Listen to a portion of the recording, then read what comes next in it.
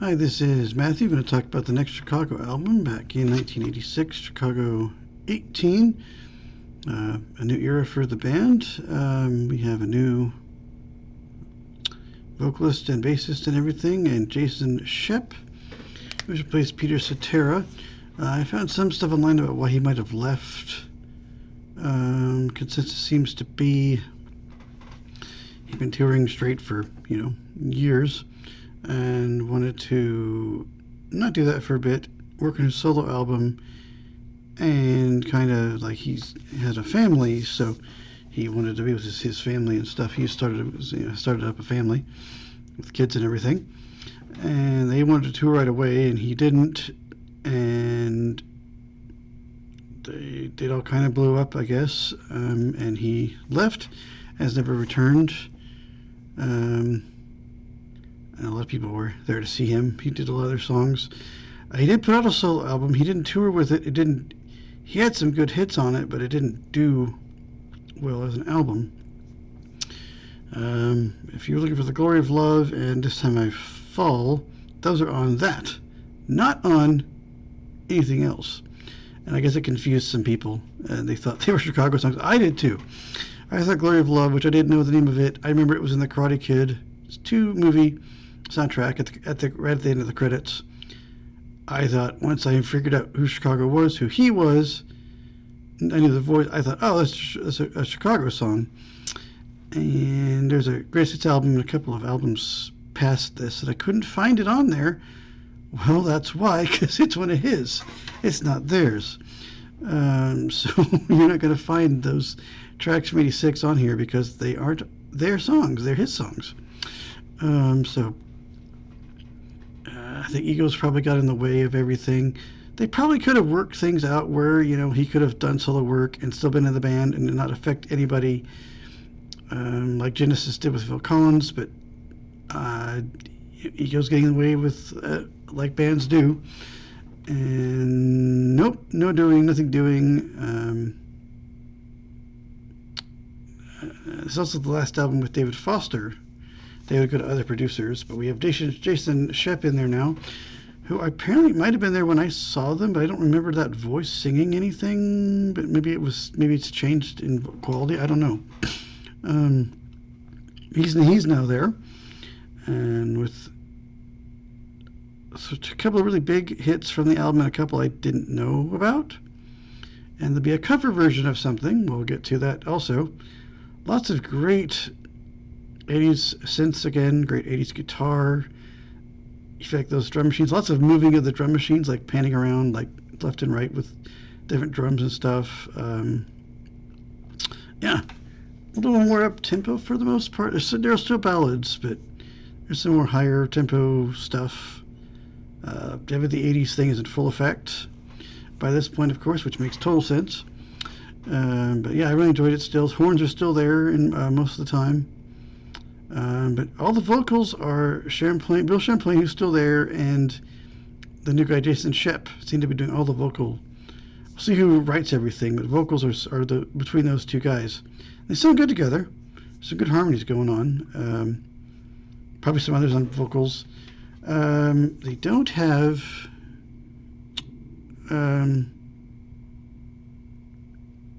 how did that go? He's not... I'm trying to remember if they had a true guitarist or not. They're just using other people, but we'll see what goes on. But yeah, I still thought a very solid album. It has some big hits on it, of course. It only went gold, which wasn't as good as the other albums, but I know they had one song got to number 3. I think You Still Love Me, and then one got to 19, one got to like had some other positions, but that was the highest charter. And the one I knew the most, I think one other one might have been on a collection too, but I didn't remember it. We'll get into that though, and we'll see what who's writing what and singing what, and any additional guys from this point on, where they'll go to other producers for album production. We start though with side 1 with we start number 1 with Niagara Falls, which was a hit, did not chart like very far. I liked that one a lot. It doesn't do much, but it just sounds good. I don't know how else to explain it. I enjoyed that track a lot. That is Steve Kidmer and Robbie Caldwell. I was some outside writers, sung by Chevin Champlain, of course, for that one. And then we have Forever, Robert Lamb and Bill Gable. I'm not sure. Bill Gable might be one of those session guys. Robert Lamb does sing that one. He does get a singing credit. I thought maybe that was him, but I couldn't quite tell. His voice was changing some at this point. He's hard to spot now, especially with all the reverb and all this 80s synth going on. He's hard to spot. Some of the effects they've got going on. If She Would Have Been Faithful, that's one I think I've heard before. Captain Amanda Goodrum wrote it with Chevin Champlain. I'm pretty sure I've heard that one before. And then we have 25. Yeah, here we go. Here's a cover. 25 or 6 to 4. They were going to do, does anybody really know what time it is, but they decided to change that to this one. It is slowed down, but lots of, again, cool 80s keyboards and things in it. Very interesting way to do it. Horns are still present in some spots. Rhythms are changed slightly in their parts, a little bit. Of course, Robert Lamb, sung by Jason Scheff. Apparently, he asked how to sing it. The David Foster's like just like Cetera did, so he basically kind of does that, more or less. And then we have "We Used to Love Me." That's the big, huge hit that I know. I didn't know it was from this, but I knew it. I know it, of course. David Foster and Tom Keene and Richard Baskin wrote that one, so I think some of these guys are session guys. Chevin Champlain sing that one, and they do a great job with that one. And that ends the side to side 2 with Over and Over. Robert Lamb and James Newton Howard and Steve Lukather, with vocals by Robert Lamb. And then we have It's All Right. Champlain and Foster wrote that one. Bill Champlain sings it. And Nothing's Gonna Stop Us Now. Jason Scheff and somebody named Buzz Beaton or something like that. With Jason Scheff on the vocals. And then there's a little horn interlude also at the end of this. It kind of fades into the next track. It's really nice. I think James Pinker wrote it. I forget what it was called. Let me see if I can find that up in the Wikipedia article up here. Let me see if I can find that really quick. It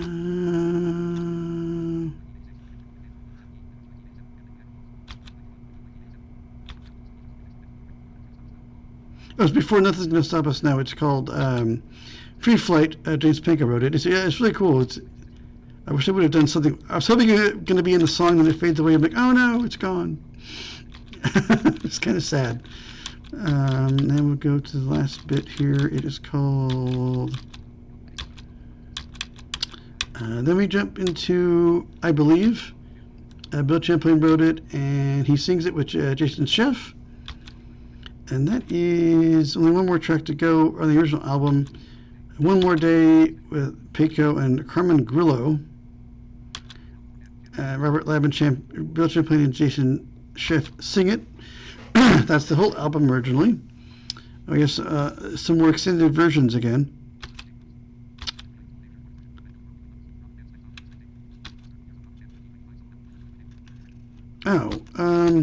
Re-recorded version of What Will Be Like Clever is Robert Lamb's Tom Keene and David Foster appears on his album Life is Good in My Neighborhood. The original recorded version Sugar Sets from these sessions is online somewhere, but not on this. Oh yeah, there's the thing about pre-flight that we talked about a second ago. Oh, there's an interesting, on Forever, there's a very 80s style saxophone solo, not played by Walter Perez-Ader, but by David Boroff. Does the sax, but I'm sure he'll come up again. I noticed that. Yeah, it was definitely not him playing that. He plays a totally different playing style than Walter Perez-Ader does. And there was 100 show tour over North America and Japan. And They fill in with Bob Seger and the Silver Band guitarist for that tour. His name is Dwayne Bailey. And I think he's there till 94, so I've not seen him play. Oh, it shows our dates here. I wonder if I know they've been here at times. Let's see where they toured, just for giggles. Let's see if we can figure that out. In 86, they went to Rockford in Illinois. And then we went to Toledo, Ohio. And then to West Lafayette, Indiana. Then to Pittsburgh in Pennsylvania, of course. Glens Falls in New York. Richfield, Ohio. And then Philadelphia, Pennsylvania. Providence, Rhode Island. Portland, Maine. Morgantown, West Virginia. Did anyone, any comments if anyone went to any of these shows? That'd be cool to know. That'd be nice. I was too young to know who the band was at this point, but I was a few years away. Do you want to go to any of the following shows that I'm still mentioning and have mentioned? Then we went to Baltimore, Maryland, in Maryland.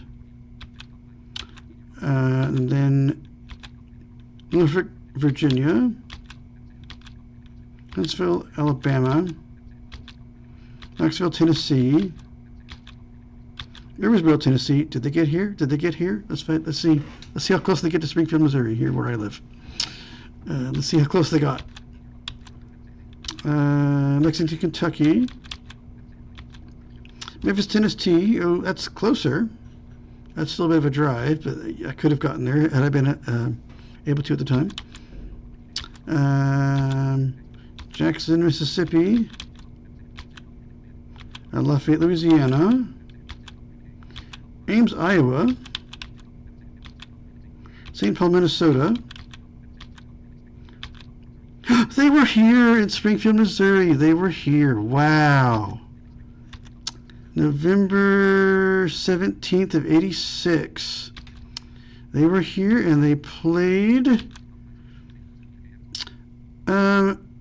No, they incorrectly list that. The city is correct for here.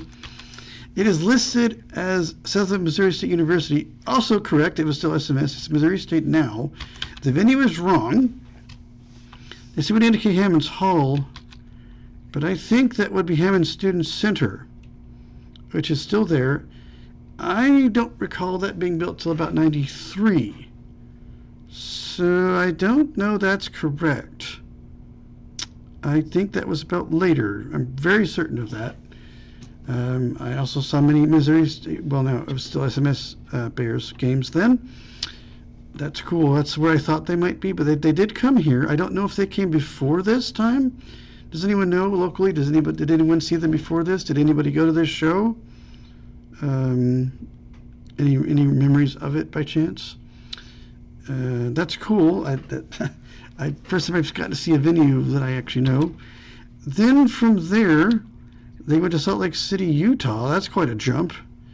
No St. Louis, no KC, no Chicago, nothing in Texas. Weird. And then they go to Reno, Nevada, Universal City in California.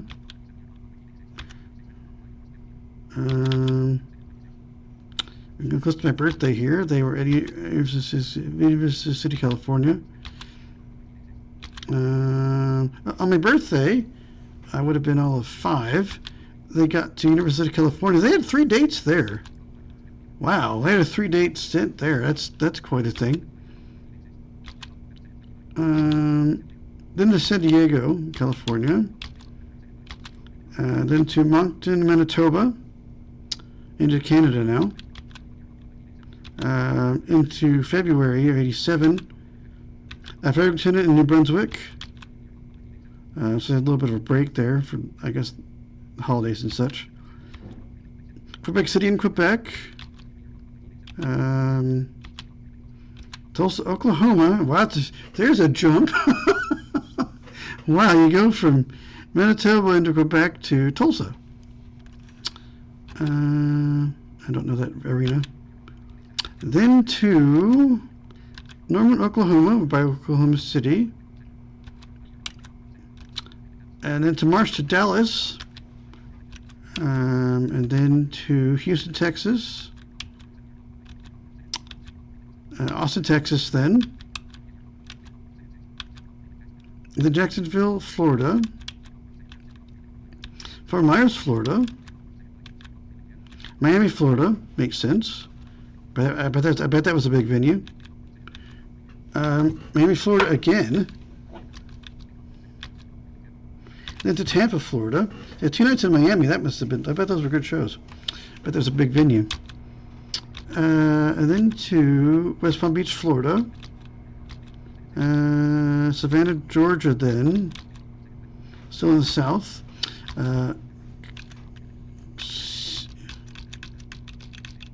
Colowee. I'm not sure that's how you pronounce it. North Carolina. I don't know how to pronounce it. Sorry, guys, in North Carolina. I don't know. I've never seen that city name before. Pensacola, Florida. Back to Florida again. Greensboro, North Carolina. Buffalo, New York. Back up to the East Coast again. New Haven, Connecticut. Worcester, Massachusetts. Then we go all the way to Japan, then to Tokyo. Oh, at the Budokan, of course, where the Beatles played, and they have lots of martial arts stuff, but also they have concerts now. The Beatles help with that, so go for those guys getting that. Well, not them specifically, but promoters in Japan wanting concerts there. I wonder what the audience was like for that. The Tokyo again, still at the Budokan. Just like the Beatles had 2 nights there as well. Then Osaka in Japan. And then Nagoya, Japan. Nagoya again. It's 2 night shows, I guess. Yokohama. Then Shizuoka, I'm not quite sure. Then to Philadelphia, Pennsylvania again. Back to Philly, I'm not sure why, but they're back there for another show. In case you missed the first show, you could have gone to this other show. Then to Columbia, Maryland. Maryland there again. Columbia, Maryland again the next night. Kalamazoo, Michigan. Fort Wayne, Indiana. Kalamazoo, Michigan again. That's weird. Huh. That's a strange way to schedule that. You got to go back and... It's a lot of back and forth going there, guys. I'm not sure who set that one up. Indianapolis, Indiana. Clarkston, Michigan. Clarkston, Michigan again. Evansville, Indiana. Oh, in a theater, not where I thought it might be not on the campus of SIU, I guess. Peoria, Illinois. Niagara Falls, Ohio. Hoffman Estates in Illinois. I don't know where that is. Cincinnati, Ohio. Saratoga Springs, New York. Boy, a lot of jumping around. Oh, man. Hope they flew to all these places. Hope they weren't on a bus. Oh, boy. Hope they flew. I'm sure they probably did. I don't know how that worked. I guess some they might have bused to. Mansfield, Massachusetts. Not Ohio, but Massachusetts. Montauk, New York. Hondo, New Jersey. Chattanooga, Tennessee. So we zip back to the south again. This is fascinating to look at. This stuff always fascinates me, how tours work. Memphis, Tennessee again. So you can catch their second leg if you didn't catch it the first time. Chattanooga, Tennessee again. Still Georgia. Antioch, Tennessee. St. Louis, Missouri. They played at Forest Park, the Muni or whatever that is, in Forest Park out in the suburbs. Milwaukee, Wisconsin, which is pretty close by, ish. Charlevoix, not sure, Michigan. Chicago, Illinois, finally. They went to, I've never heard of that place, Petrillo Music Show. I wonder what that's like. Then, across there, Wisconsin. Cedar Rapids, Iowa, then. St. Paul, Minnesota. Omaha, Nebraska. Bonner Springs, Kansas, which is the Casey area. I've been there before. Oh, of course. Yeah, there's an amphitheater called Sandstone, and they played at that. It's no longer there, I don't think. It's closed, I think. Starlight does that kind of thing now. That's in the city itself, though, by the zoo. But yep, I knew that place. That place was definitely my childhood for ads about concerts going there. Makes total sense. Morrison, Colorado now. On Tempe, Arizona. Irvine, California. Mountain View, California. Concord, California. Chico, California. Springfield, Illinois, not Springfield, Missouri, Illinois, so back to kind of that area. Hopefully people caught that show. Des Moines, Iowa gets a shot at it then. Ottawa, Ontario now, back into Canada. We'll cover the west part of the eastern part of east coast of Canada a bit. Toledo, Ohio. Oh, there you go. Jumping all over the place. Hopefully everybody's passports were in order for this tour. Oh boy, I can see why people don't know where they are half the time in these tours, because they're just so long. Montreal, Quebec again, back there. That part of Canada. Syracuse, New York. At least those are kind of nearby. Kind of. Toronto, Ontario then. Allentown, Pennsylvania. Back to Toronto again. York, New York. Monroe, Louisiana. Topeka, Kansas gets a shot at it. Wow. The Kansas Expo Center at the 5 p.m. show, apparently. If anybody caught that in the area-ish, regionally. How was the show? Was it good? At Topeka again. They had an 8:30 show at the same venue, I think the next night.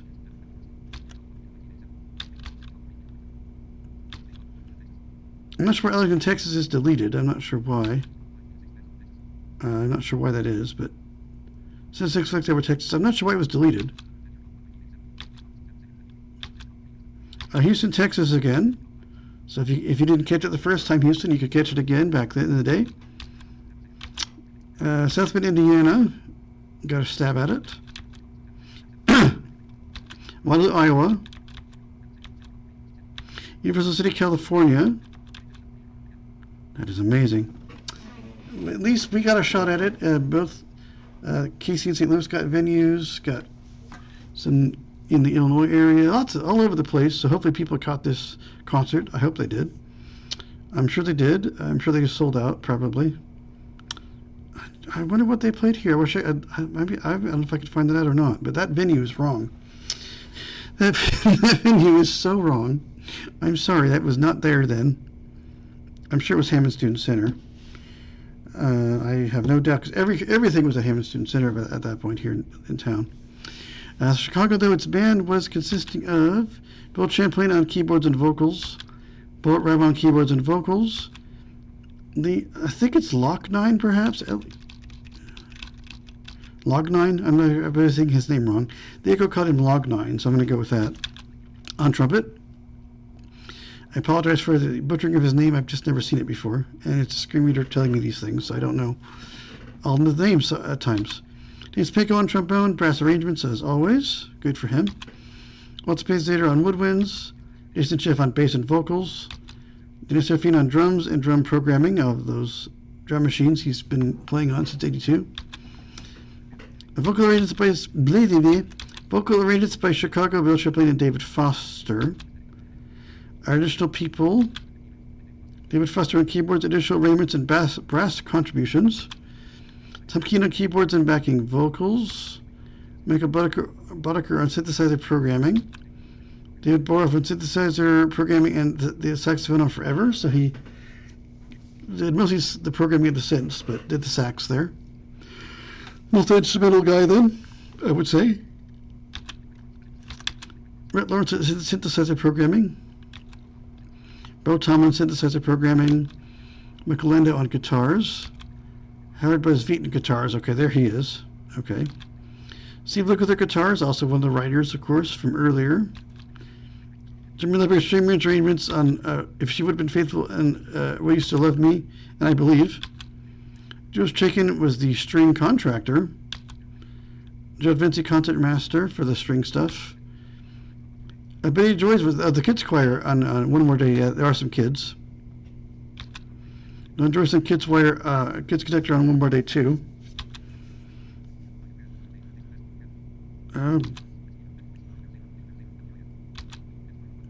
Our kids choir, I'll try to read them off here. Rebecca Klinger, Christopher Leach, Julie Leach, Mahan Tran, Peter Wade, Jason Passell, Brandon Roberts, Alyssa Wiener, Betty Joyce, Larry Perzader, Felicia Perzader, Melody Wright, and Bettina Bush. So some relations to Walter Perzader in the choir. Some kids of his. Our production guys are going to be David Foster for the last time. Engineered and mixed by Humberto Gattaga again. Recorded at Chartmaker Studios in Malibu, California, and Lattice Share Recording Studios in Los Angeles, California. So the same studio is one of the studios of Last Time with a new one I've never seen on this list. Assisted by Claudia Ordines and Ray Pyle. Horn sections recorded at Skyline Recording Company in Malibu, California, assisted by Brett Bacon and David Garfield. So those got done separately, it looks like. Mixed at Lancaster Recording Studios and assisted by Laura Livingston. Originally mastered by George Marino and Sterling Stone, New York. CD pre-mastered by WIC Record Group. I have not seen a CD mastering credit before. So I'm not sure if this was the first CD or if maybe 17 perhaps maybe was. I'm not sure, but even maybe in 82 they sound very digital to me. They don't have any tape hiss anymore. Art direction Jeffrey Kantaroff. Design Hugh Brown and Jerry McManus. Up at cover mosaic was Mario Sarno. Photography was Hugh Brown. For some reason, stylist and wardrobe, Kelly Korn, she's got a credit here. I'm sure they have those guys a lot. Group photography was Guy Webster. And that is the production credits on that one. Still a very solid album, some big hits, especially Will You Still Love Me was the huge one for them. I still really enjoyed it. I got a new Jason Shepp as a vocalist, which will continue for a while with Bill Champlain. That's pretty steady for a number of years, I think, as far as the vocals go. I don't think that shifts probably until mid-2000s. They were all still there even in 05. They aren't now. There'll be an album issuing saga of something that we'll get to later that won't come out for a long, long time. They're on that too. We're not there yet, but yeah, the Chicago came to Springfield, Missouri. It's so exciting. I don't know anyone that went to that that I know of. I don't know if I can find a set list because that venue is wrong. That didn't exist. I don't know how to edit Wikipedia articles, but if anyone wants to, you might do some digging around, but I'm pretty sure our venue in Springfield, Missouri in '86 was at Hammond's Student Center. Not Hammond Hall for the Performing Arts. That didn't even exist. I first went to that in '93 at a field trip. We had it was to see about the orchestra playing, and they played various tunes, including Star Wars for us. The main theme, with some ship noises flying around and some lasers of some sort that were kind of cool. The first time I ever saw Braille signage in a place was there that field trip. I'd never seen Braille signs on bathrooms and things before, and where all the doors were, and it was great. So, yeah.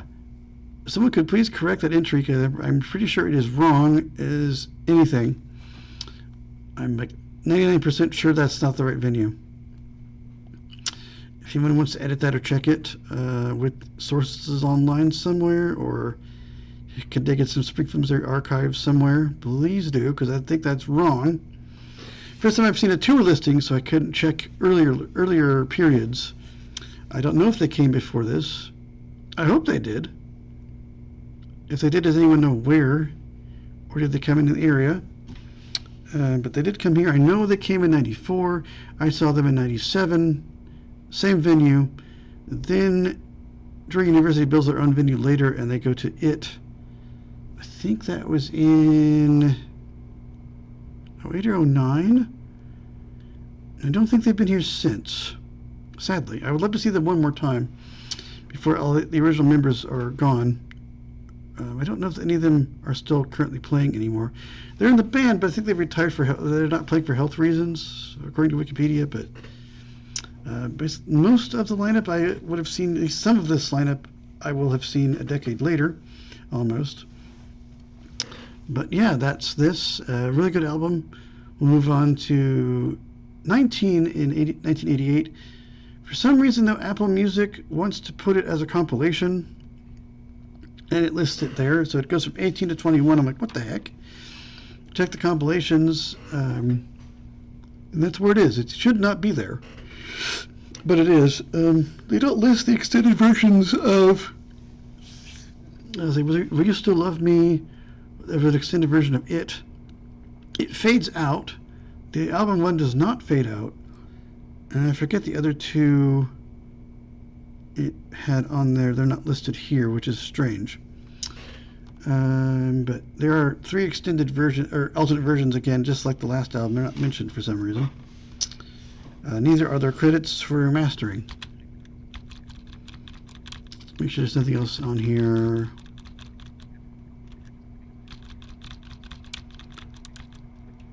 Nope, nothing else. Okay. But yeah, we'll move on to 19 next time, and I will go dig around the compilations in Apple Music for that album. And I think 20 is the greatest hit to 82 to 89 that's not in print anymore, or can be streamed easily.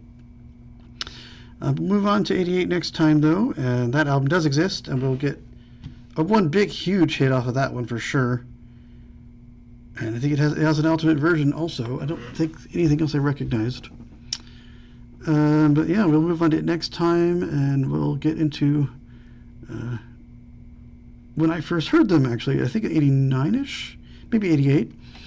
It would have been Saturday in the Park that I first heard. But that's the time I first knew of the band's existence in any form that I was aware of. So we'll move into it next time, and we'll talk about that in the next video.